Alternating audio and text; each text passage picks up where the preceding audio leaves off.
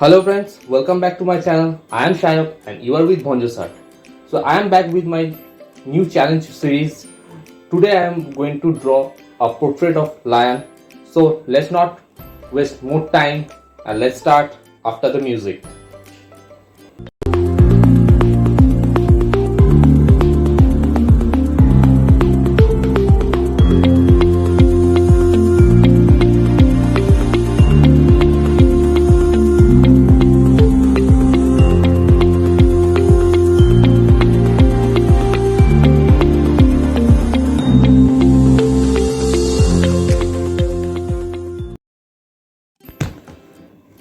So as you can see, I am using the grid format. আর প্রত্যেকটা আমার ড্রয়িংয়ের ক্ষেত্রে যখনই আমি পোর্ট্রেট করি আমি গ্রিড ফরম্যাট ইউজ করি, সেটা আমি আগেও বলেছি। এতে প্রপোর্শন বা অ্যালাইনমেন্ট সেগুলো সবই ঠিকঠাক থাকে। তো আজকের সাবজেক্ট হচ্ছে লায়ন। তো আমার যে 100 অ্যানিমালস আঁকার যে চ্যালেঞ্জটা আমি নিয়েছিলাম, এটা সেটার 4th ড্রয়িং। এখন অনেক যেতে হবে, অনেক দূর অবধি যেতে হবে, সবে 4th ড্রয়িং। তো ফার্স্ট আমি দুটো যে ড্রয়িং করেছিলাম সেই দুটোর ভিডিও আমি করতে পারিনি। প্রথমটা ছিল ডগ, নেক্সট ছিল ক্যাট। এই দুটো ড্রয়িং করার প্রথমেই এই দুটো ড্রয়িং করার কারণ ছিল হচ্ছে এই দুটো হচ্ছে সবচেয়ে কমনলি সিন অ্যানিম্যাল, আমাদের খুব হাউসহোল্ড অ্যানিম্যাল, পাড়ায় বেরোলেই দেখতে পারি, কারোর বাড়িতে থাকে, আমাদের বাড়িতেই রয়েছে একজন। তো যখন এই চ্যালেঞ্জ নেব ঠিক করেছিলাম তখন ফার্স্টে এই দুটো অ্যানিম্যালের কথাই মাথায় এসেছিলো ফার্স্টে। তারপর আমি এখন ডাইরেক্টলি ওয়াইল্ড লাইফের মধ্যে ঢুকে যাই।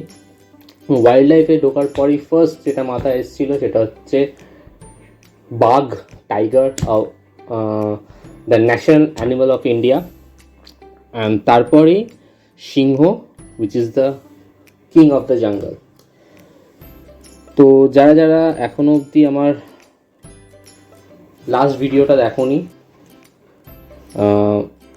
যেটাতে আমি বাঘ ড্রয়িং করেছিলাম, টাইগারের পোর্ট্রেট করেছিলাম, স্কেচ করেছিলাম, তারা প্লিজ গিয়ে দেখো, ওপরে কোনো জায়গায় লিঙ্ক এসে যাবে। আর এটা হচ্ছে আমার 4th ড্রয়িং। আর এই ভিডিও হিসেবে দেখতে গেলে এটা আমার সেকেন্ড ভিডিও এই সিরিজের। যাই হোক, তো ড্রয়িংয়ের প্রসেস হিসেবে আর আমি কি বলবো, প্রতিবারই একই জিনিস আমি বলবো, একই রকমভাবে আমি ড্র করি। প্রথমে আউটলাইন বানিয়েছিলাম, যেহেতু আনলাইক টাইগার অর চিতা অর লেপার্ড, সিংহর মুখেতে কোনো রকম কোনো প্যাটার্ন হয় না। সিংহর যে মেন ফোকাস বা মেন হাইলাইট সেটা হচ্ছে কেশরটা। তো কেশরটা যখন আমি ড্র করব তখন আমি বলবো যে আমি কীভাবে কেশরটা ড্র করেছিলাম। কিন্তু আউটলাইন করার সময় আমাকে জাস্ট নর্মাল একটা আউটলাইন করতে বেশিক্ষণ আমার সময় লাগেনি, খুব ইজিলি আউটলাইনটা বানানো হয়ে গেছিলো। তারপরেই আমি শেডিংয়ে শিফট করি এবং আমি যখন আউটলাইন করেছিলাম আমি আউটলাইন করি বেসিক্যালি ফেবার ক্যাসেলের মেকানিক্যাল পেন্সিল দিয়ে, 0.5 mm এর মেকানিক্যাল পেন্সিল ফেবার ক্যাসেলের। আর শেডিং আমি মেনলি লেয়ার বাই লেয়ার আমি শেডিং করি এবং ফার্স্টে একটা হালকা লেয়ার প্রথমে শেড করার পর তারপর আমি তার উপর শেড বাড়াতে থাকি। 2B দিয়ে শুরু করার পর আস্তে আস্তে 4B, 6B, 8B দিয়ে শুরু করি। আর কোনো খুব বেশি ডার্ক এরিয়া শেড করার জন্য আমি চারকোল ইউজ করি। তো তোমরা আপাতত সিংহর ফেসের শেডিংটা দেখতে থাকো। তো তারপর যখন আমি কেশরটা শেড করা শুরু করব তখন তার স্টেপসগুলো আমি বলবো।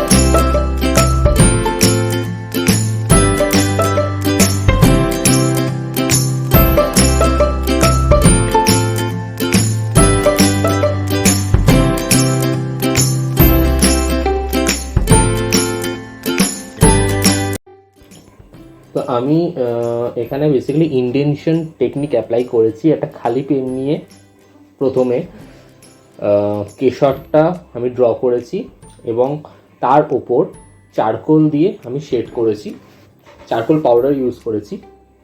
এখানে একটা ডিসক্লেমার দিয়ে রাখি, তোমরা যারা চারকোল পাউডার ইউজ করবে বা করবে ভাবছো, তারা প্লিজ চারকোল পাউডারটা যখন বানাবে তার আগে যেন ওই টাইমে মাস্ক পরে নেবে, কারণ চারকোল পাউডার নাকে মুখে ঢুকলে সেটা হেলথের জন্য খুব খারাপ, নিঃশ্বাসের প্রবলেম হতে পারে বা কারোর অ্যালার্জি থাকলে সে অ্যালার্জি অ্যাটাক আসতে পারে। যাই হোক, তো আগে আমি ইন্ডেনশন টেকনিক দিয়ে প্রথমে কেশরটা বানিয়েছি এবং তার ওপর আমি চারকোল দিয়ে শেড করেছি এবং গ্রাফাইট পেন্সিল দিয়ে যেদিকে মানে হেয়ারের যেদিকে ডাইরেকশন সেদিকে আমি শেড করছি। এতে কি হয়, কেশরের যে টেক্সচারটা খুব রিয়েলিস্টিক লাগে এবং খুব ইজিলি হেয়ার টেক্সচার বানানো যায়। মানে খুব ঘন চুল বা খুব টেক্সচারওয়ালা চুল বানাতে গেলে আমি এই টেকনিকটি ইউজ করি। তো তোমরা এখানে দেখতে পাচ্ছ যে আমি চারকোল পাউডার কিভাবে বানাচ্ছি। একটা স্যান্ড পেপারের ওপর আমি একটা চারকোল স্টিক অনেকক্ষণ ধরে ঘষতে ঘষতে ঘষতে ঘষতে সেখান থেকে পাউডারটা ওই স্যান্ড পেপারের ওপর জমা হচ্ছে এবং এরপর আমি একটা সফট ব্রাশ নিয়ে ওখান থেকে চারকোল পাউডারটা এই কৌটোটার মধ্যে আমি স্টোর করব এবং এই কৌটোটা থেকে আমি এই ব্রাশটা দিয়েই শেড করা শুরু করব।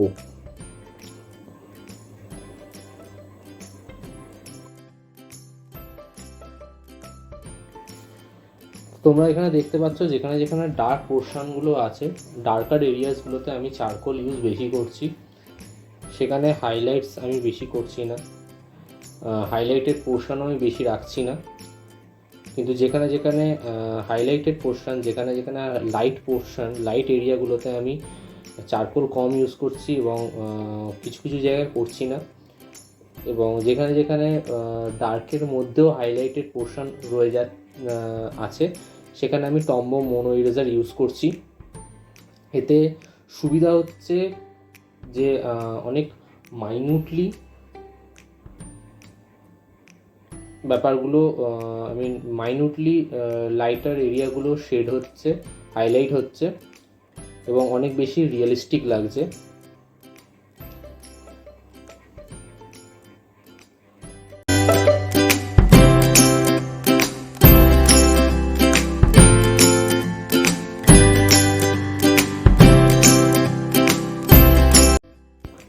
তো টম্বো মোনো ইরেজার দিয়ে আমি হাইলাইটসগুলো বানাচ্ছি কেশরের। এখানে একটা অ্যাডভাইস দিয়ে রাখি, টম্বো মোনো ইরেজার ইউজ করার আগে ইরেজারের মুখটা ভালো করে পরিষ্কার করে নিও। আমি যেটা করি সেটা হচ্ছে স্যান্ড পেপারের ওপর নয় আমি ঘষে নিই, নয় আঙুল দিয়ে আমি ভালো করে ঘষে জিনিসটাকে পরিষ্কার করে নিই, বা পেন নাইফ দিয়ে মুখের কাছটা কেটে দিই। মুখের কাছটা কেটে নিলে একটা সুবিধা হয়, সেটা হচ্ছে খুব শার্প এজ পাওয়া যায় এবং হাইলাইটগুলো খুব শার্প হয় and it looks more realistic. So that's it, আমার এই চ্যালেঞ্জ সিরিজের 4th ড্রয়িং এবং 2nd ভিডিও ইজ কমপ্লিট। তোমাদের যদি আমার কাজ ভালো লেগে থাকে প্লিজ লাইক করো, কমেন্ট করো এবং শেয়ার করো, আর অবশ্যই আমার চ্যানেলটা সাবস্ক্রাইব করো যাতে আমি আরও নতুন ভিডিও দেওয়ার জন্য উৎসাহ পাই। Until the next video, good bye, take care and see you.